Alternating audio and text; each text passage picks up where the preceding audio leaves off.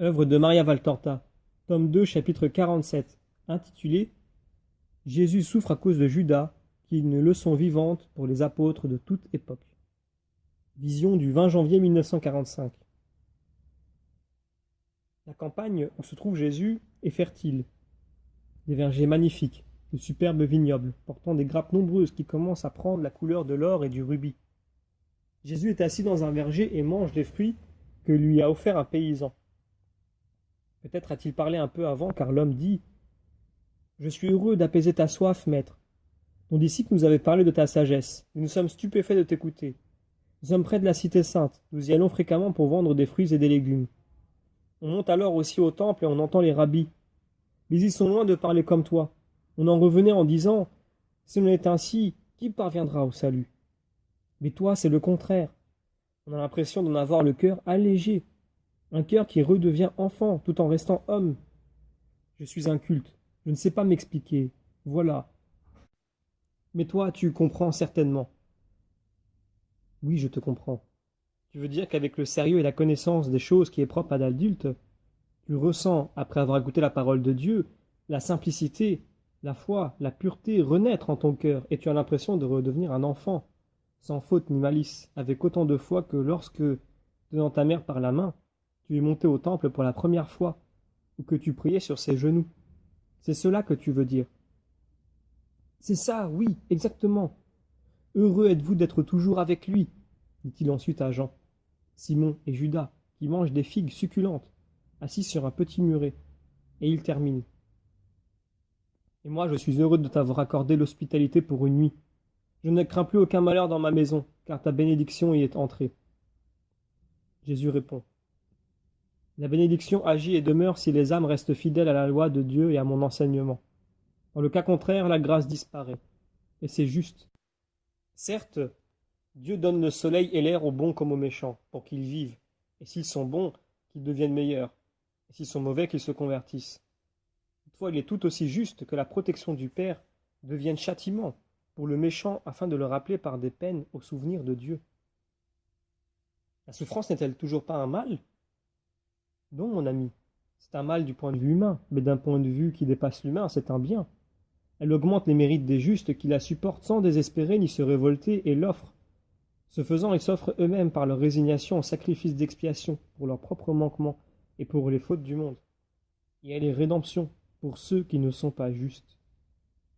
C'est si difficile de souffrir, dit le paysan, auquel se sont joints les membres de sa famille, une dizaine entre adultes et enfants.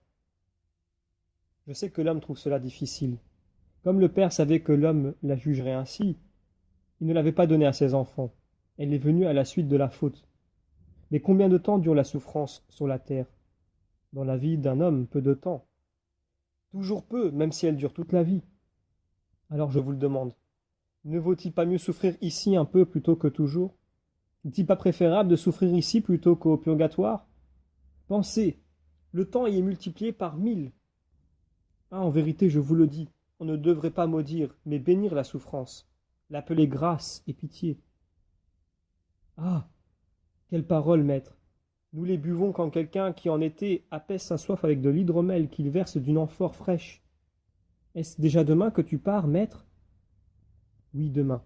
Mais je reviendrai encore pour te remercier de tout ce que tu as fait pour moi et pour ceux-ci, qui sont mes amis, et aussi pour te demander encore pain et repos. Tu les trouveras toujours ici, maître.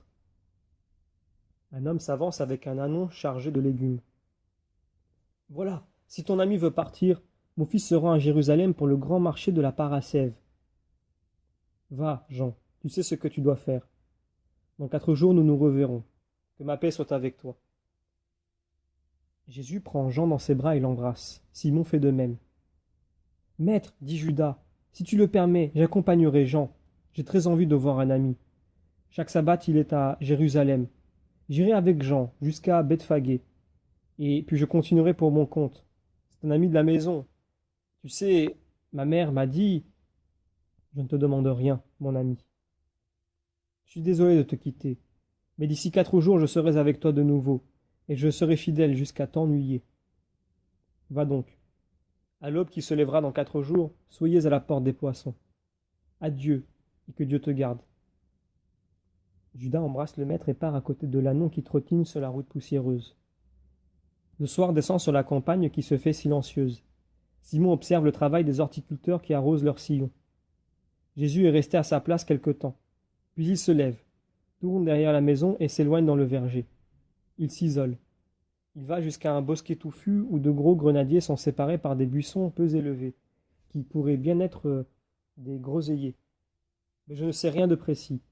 Ils n'ont pas de fruits et je connais peu leur feuillage. Jésus se cache là derrière. Il s'agenouille, il prie, et puis se courbe, le visage contre terre, sur l'herbe, et il pleure. C'est du moins ce que ces soupirs profonds et comme entrecoupés me laissent deviner. Ce sont des pleurs découragés, sans sanglots, mais tellement tristes. Il passe un long moment dans cette attitude. La lumière du crépuscule s'affaiblit, mais il ne fait pas encore assez nuit pour empêcher de voir.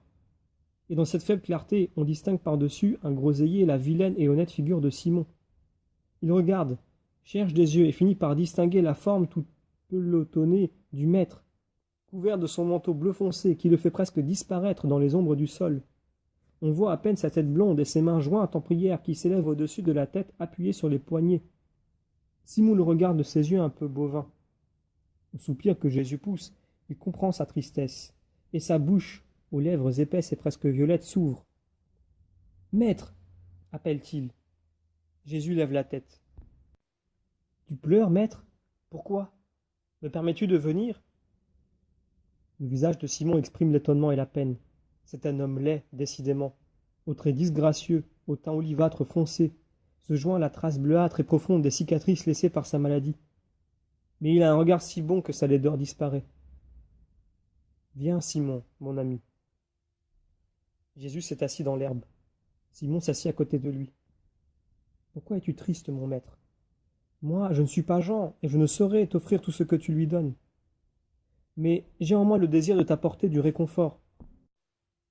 Et je n'ai qu'une douleur, celle d'être incapable de le faire. Dis-moi, t'ai-je donc déplu, ces derniers jours, au point que tu es accablé de devoir rester avec moi ? Non, mon bon ami, tu ne m'as jamais déplu depuis le moment où je t'ai vu, et je crois que je n'aurai jamais aucune raison de souffrir par ta faute. Et alors, maître, je ne suis pas digne de tes confidences, mais par mon âge, je pourrais presque être un père pour toi, et tu sais quel désir j'ai toujours eu d'avoir un fils.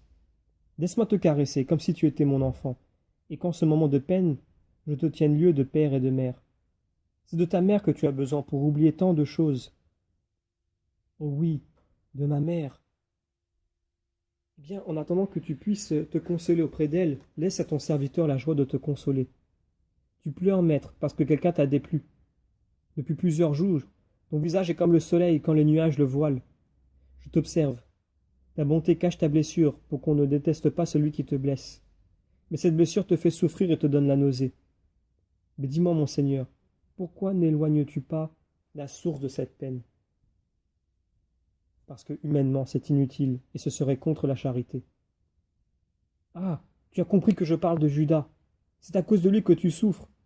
Comment peux-tu, toi, la vérité, supporter ce menteur ? Il ment sans changer de couleur. Il est plus fourbe qu'un renard, plus ferme qu'un rocher. Aujourd'hui, il est parti. Pourquoi faire ? Combien d'amis peut-il donc avoir ? Je souffre de te laisser, mais je voudrais le suivre et voir. Ô mon Jésus, cet homme, éloigne-le, mon Seigneur. C'est inutile. Ce qui doit arriver arrivera. Que veux-tu dire ? Rien de particulier. Tu l'as laissé volontiers partir parce qu'il t'a dégoûté, par son comportement à Jéricho. C'est vrai.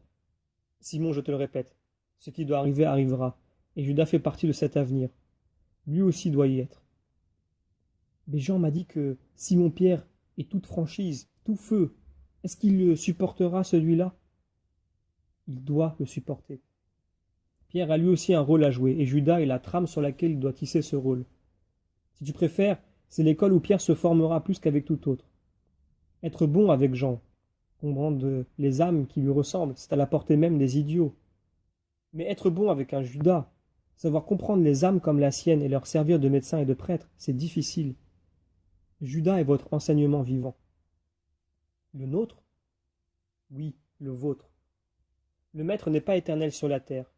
Il s'en ira après avoir mangé le pain le plus dur et bu le vin le plus âpre. Mais vous resterez pour me continuer, et vous devez savoir. Car le monde ne finit pas avec le Maître.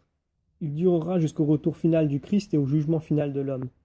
Et en vérité, je te dis que pour un Jean, un Pierre, un Simon, un Jacques, un André, un Philippe, un Barthélemy, un Thomas, il y a au moins 7 Judas, sinon plus, plus encore. Simon réfléchit en silence, puis il reprend. Les bergers sont bons, Judas les méprise, mais moi je les aime.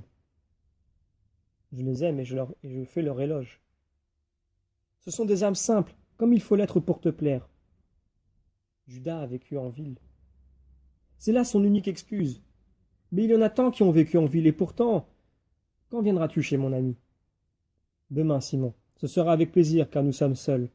Toi et moi, je pense que c'est un homme cultivé, et qui a, comme toi, de l'expérience. Il souffre beaucoup, dans son corps, et plus encore dans son cœur. Maître, je voudrais te demander une chose.